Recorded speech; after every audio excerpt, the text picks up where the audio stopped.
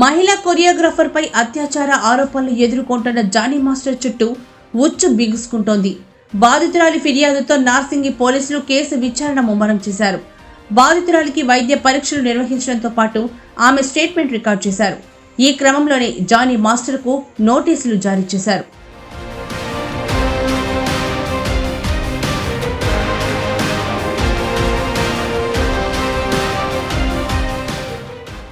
Johnny master తనపై అత్యాచారానికి పాల్పడ్డాడంటూ టాలీవుడ్కి చెందిన ఓ మహిళా కొరియోగ్రాఫర్ పోలీసులకు ఫిర్యాదు చేయడం తెలుగు సినీ ఇండస్ట్రీలో కలకలం రేపుతోంది.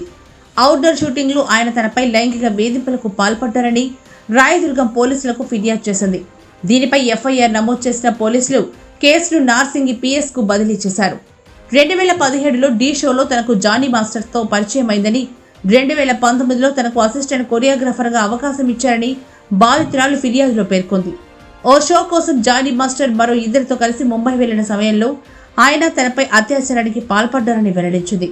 ఈ విషయాన్ని ఎవరికీ చెప్పొద్దని తనను బెదిరించారని, ఆ తర్వాత కూడా అనేకసార్లు తనతో అసభ్యంగా ప్రవర్తించేవాడని తెలిపింది. మతం మార్చుకొని తనను పెళ్లి చేసుకోవాలని బలవంతం కూడా చేశాడని ఫిర్యాదులో పేర్కొంది.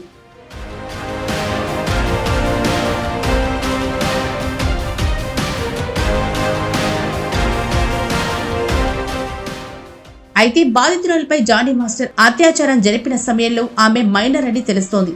ఈ వ్యవహారం వెలుగులోకి రాగానే జానీ మాస్టర్ని జనసేన పార్టీ సస్పెండ్ చేయగా టాలీవుడ్ పెద్దలు కూడా స్వరం పెంచారు.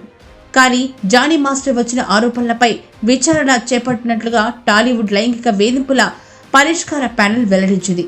దీనిపై నివేదిక సిద్ధం చేస్తున్నామని, ఇండస్ట్రీలో ఎవ్వరూ ఇలాంటి చర్యలకు పాల్పడకుండా తగిన చర్యలు తీసుకుంటామని స్పష్టం చేసింది.